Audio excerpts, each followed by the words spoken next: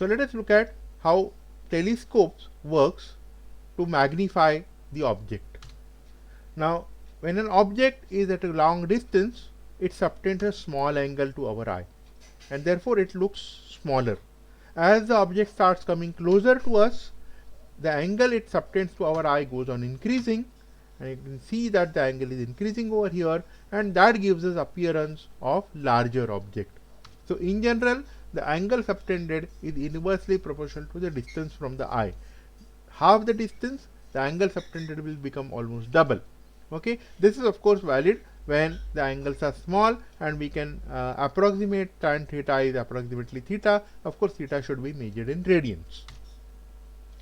Now, when rays are coming parallel to principal axis, okay, let us see how the lenses work.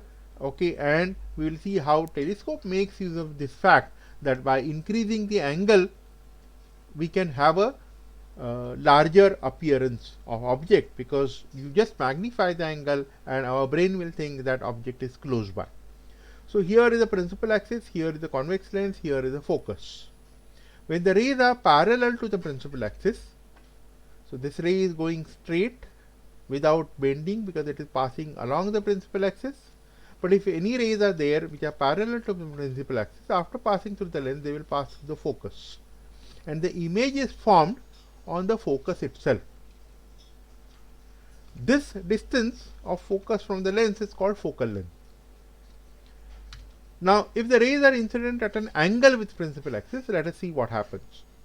So here we have the rays which are parallel to the principal axis, they are getting focused at focus. Okay, we know. But now these rays are parallel rays, but they are not along parallel to the principal axis. They are mutually parallel to each other, but they are making some angle with the principal axis. After passing through this, what will happen? So what we can do is we can consider the central ray which is passing through the center of the lens as a guiding ray. So we know that because it is passing through the center of the lens, it will not deviate, it will go straight. But when it goes straight, okay, it is going to intersect at some point in the focal plane, and that is the point where the image is going to form by all the rays which are parallel to this ray. So that is the basis of our guiding ray principle. So we can see that all other rays which were parallel to this particular ray will meet at this point, and the image will be formed here. Now this guiding ray principle is going to help us to understand how telescope magnifies the image. So the focal length is going to remain the same. So focal plane is plane perpendicular to the lens, passing through the focus, and all the parallel rays meet in the focal plane. If they are parallel to principal axis, they will meet at the focus on the principal axis. But if they are not parallel to principal axis, even then the set of parallel rays are going to ultimately meet in the focal plane. Okay, depending on different distance, depending on what is the angle made. Now, if the angle is theta, they are going to meet at a distance called theta, equal to theta f. Okay, where theta is angle measured in radians, f is a focal length, so you can calculate at what distance they are going to meet. Now, telescope is made up of at least two lenses, and they are designed in such a way that when parallel rays are coming in, the parallel rays go out of eyepiece. The lens which is placed on the side of object is called objective lens. The lens through which you are going to see is called eyepiece. Okay, in reality the eyepiece can be set of multiple lenses, but we can assume that the objective is one lens and eyepiece is another lens. In reality, of course, again the telescope may use, instead of lens, a mirror, okay, which has got an advantage that it will not have chromatic aberration, but right now we will not bother about that. Okay, for the ray diagram we will consider that how the telescope is going to be working. Now one important thing over here is there is only one focal plane shown. That is because the second focus of this objective lens matches with the first focus of the eyepiece. So the distance between objective lens and eyepiece is adjusted in such a way that the second focus of the objective lens matches with the first focus of the eyepiece, and it is exactly at the same location. Now let us see what happens. So this distance here is the objective focal length. This distance here is eyepiece focal length. Okay, and objective focal length plus eyepiece focal length is going to be the total distance between objective lens and eyepiece lens. In reality, the focal length of objective is very large as compared to focal length of eyepiece. Okay, so effectively the length, this entire length is approximately same as the objective focal length, because eyepiece focal length in general is going to be very small as compared to objective focal length. Now we have got a set of rays which are parallel to principal axis. After passing through the objective, they are going to meet at the focus, and then again they will diverge. And they are incident now here on the eyepiece. Because the rays are coming from the first focus of eyepiece, after passing through eyepiece, they will go parallel. So what we have here is parallel rays are coming in, parallel rays are going out. Okay, this becomes useful because when you are going to see through eyepiece, okay, the rays are going to come parallel, and therefore the eyes can be easily relaxed. They can be in relaxed position, and the image will ultimately form in the retina. But basically, we have to understand that telescope is designed in such a way that there are parallel rays are coming in through the objective, because the rays are coming from very distant object, and the parallel rays go out of eyepiece. Now when the rays are oblique, then what happens? Okay, so the rays are not coming like this, the rays are coming at an oblique angle. Then what happens? So the oblique rays, for example, they are going to make very small angle.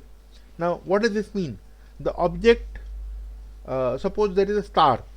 Okay, I am seeing that star in the center of the field of view. So the rays coming from that star are basically all parallel to principal axis, and therefore the image formed will be on the principal axis. Okay, and I will see that object in the field at the center of the field of view. Okay, now suppose there is another star which is slightly at a different distance from the center of the field of view. So the rays coming from that star are going to make small angle with the principal axis and with this set of rays.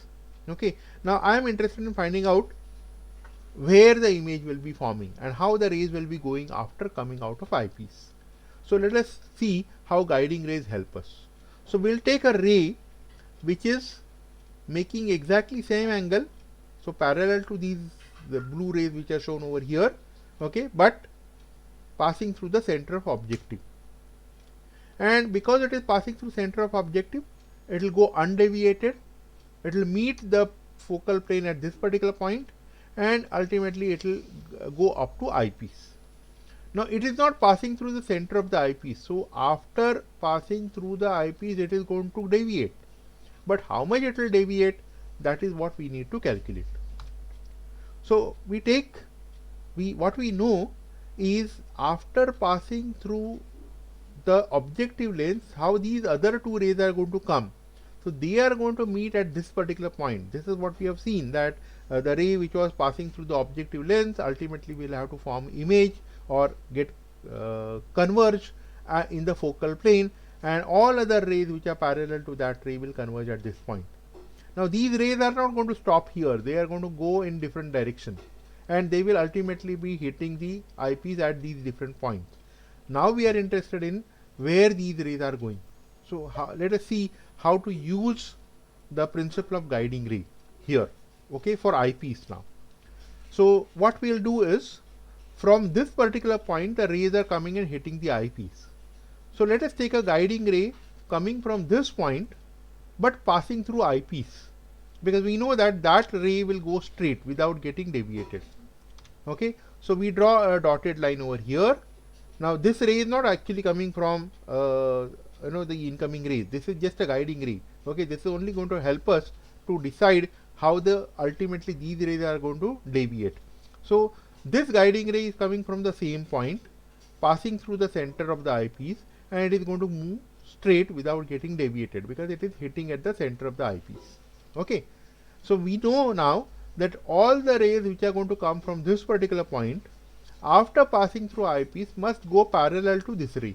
Okay, and then we can draw lines parallel to this ray. So we know that all the rays which initially started at this point after passing through eyepiece will go like this.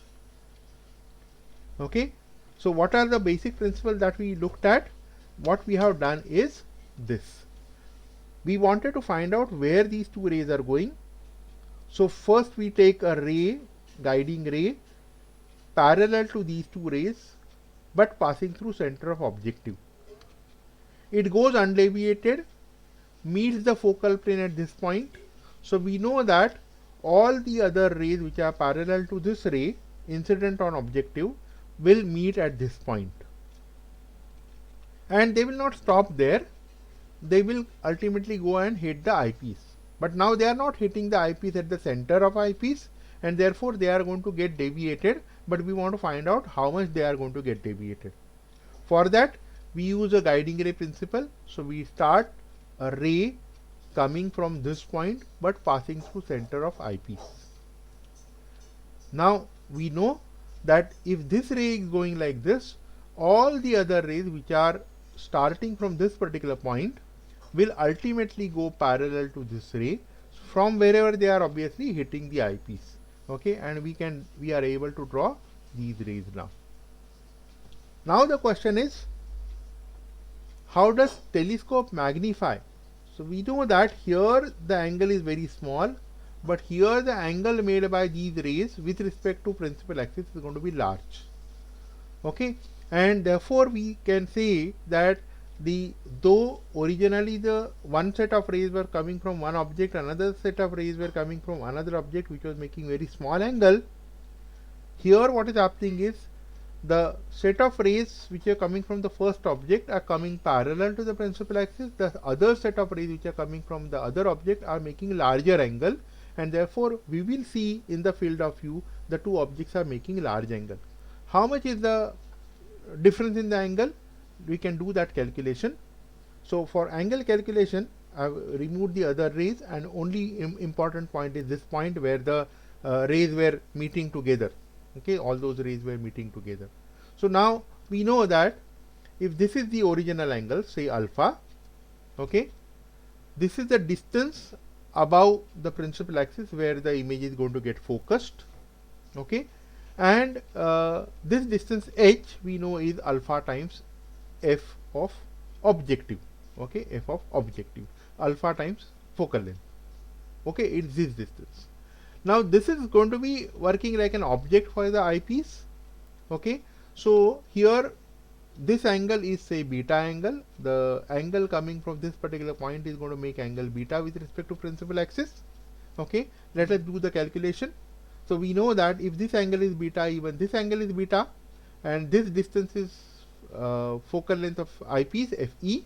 So we have h equal to beta times Fe. Now both these h are same, and therefore we can write that if the magnification is beta by alpha, that is what is the apparent angle that is observed upon what is the original angle, okay. But beta by alpha, by equating these two equations, we can say that beta by alpha will be same as focal length of objective upon focal length of eyepiece. And that's why, now we can see that why focal length of objective is taken very large as compared to focal length of eyepiece, because that will decide the magnification. If focal length of objective is 100 times greater than focal length of eyepiece, then it is going to give you 100 times greater magnification. Okay, so if you take for example, so original objects were making angle of something like 10 arc seconds, okay, and magnification is 100. 10 arc seconds is 1/6 of a minute, arc minute, and 100 times that is going to be about 16 arc minutes. So 10 arc second will be magnified to 16 arc seconds. We can do that quick calculation. So if focal length of primary mirror or the lens, objective lens, is 900 millimeter, the magnification for 25 mm eyepiece or 10 mm eyepiece or 6 mm eyepiece will be how much? That is what we are interested in. So if you take focal length of objective as 900 mm, you take focal length of eyepiece as 25 mm, then magnification is 900 divided by 25, that is 36. Okay, and it is written as 36x magnification. So that x stands for it is magnifying whatever is the input angle.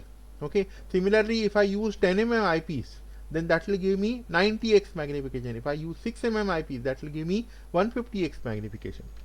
If the focal length of primary mirror is 1200 millimeter, and to get 120x magnification, what should be the eyepiece used? Okay, so we can calculate that magnification is focal length of objective upon focal length of eyepiece, and we have 120 equal to 1200 divided by FE. So FE will be 1200 divided by 120, which will be 10 mm. So by doing such kind of calculation, we can see that how telescope magnifies the image. Okay, and by using simple ray diagram, one can understand that principle.